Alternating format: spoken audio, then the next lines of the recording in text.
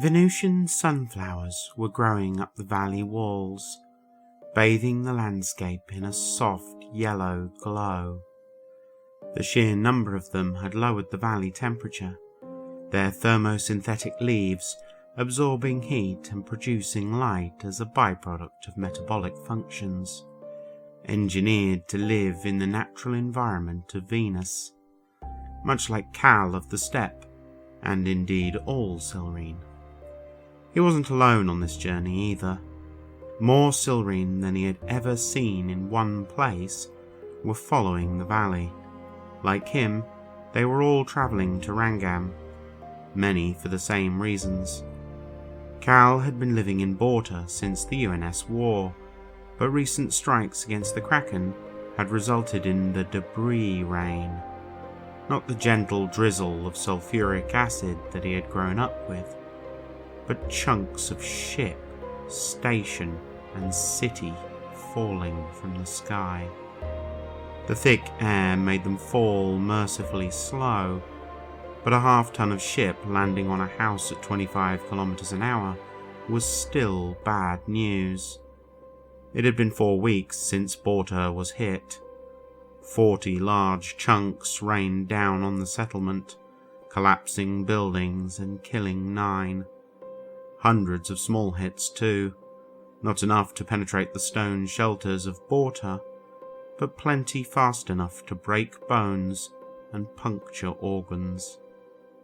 He'd never seen a Silrine die before, not once in his 16 decades of life, but in one day, 17 died, crushed or impaled, their living families carrying their minds now. Cal didn't have any family living in Borta, though, like all Silrine, he carries copies of his parents with him. His father had been invaluable for healing the wounded, having 4 decades of medical training, which was why Cal was walking with the injured. The journey had been tough for them. Some were seriously hurt and couldn't walk. Even being carried on stretchers was a risk. But none had died on the journey, mainly because the group had 63 members, of which 24 had medical skills or parents with such skills, enough for every injured Silrine to have a dedicated carer. Mora was his patient. She had suffered a blow to the head, putting her into a coma initially, though in the last week of the journey she had come out of it. Still delirious and partially paralysed, but all that could be repaired in Rangam. The valley walls were getting steeper now, less room for flowers, but it meant that they were close to the city. People in groups further ahead were flashing their tendrils, calling out that they could see the lights of Rangam. It wouldn't be long before Mora and the others could get the attention they needed. Cal busied himself as they walked, preparing a report with his father, checking her injuries and reassuring her, but it didn't last long, soon out of things to do but walk. It was less than an hour before he could see the city, the valley floor covered in factoring units, the steep walls of the valley dotted with great carved bridges and balconies, their soft blue light penetrating deeply into the smoky air. The columns of Silrine were splitting onto paths up the valley walls. At the base of one was a signpost for the medical centre, a tall black stone pillar inlaid with chromium to reflect light off the symbols. Each path had a marker pillar indicating their destinations. The higher on the pillar a symbol was, the closer it would be. The nearby pillar had 11 symbols above the medical centre, so they walked on. It was another 20 minutes of walking before they could see a pillar where the medical centre was the second symbol from the top. As they ascended the path, a Silrine flyer, not like any he had seen before, began to rise from the factoring yards. Much larger than any other, its hull was smooth and windowless, and it was armed.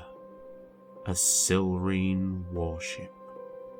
The thought of such a vehicle sent shivers through him, and a dozen others in the group were clearly feeling the same way as Cal. The war above was over months ago, but the debris rain was a sign of the next. This time, it seemed that the Silrine would be participating. As they reached the gateway to the city, a team of medical personnel were waiting for them, soon loading the injured into medical transports and gathering reports. Cal let his father take the lead for that, settling into the back of his mind for a few minutes before Mora was taken away to the hospital. He had not been to Rangam for decades, but it was very different to the last few visits. The subterranean streets were busy, the city heaving with Silrine from every region. The network reporting that the city had swollen to more than 50,000, over triple its normal population. So many people meant that residences were being shared, the network showing a few hundred that had space to spare. Cal stared at the information, wondering how the disagreements of people he had never seen or met could possibly have caused such hardships for all Silrine. Before heading into the city, Cal stepped to the balcony, looking down into the factoring yards. Yet another warship was taking to the air, but it barely registered to him, not with the sight beyond it. 100 yards lay along the valley floor, every single unit building warships.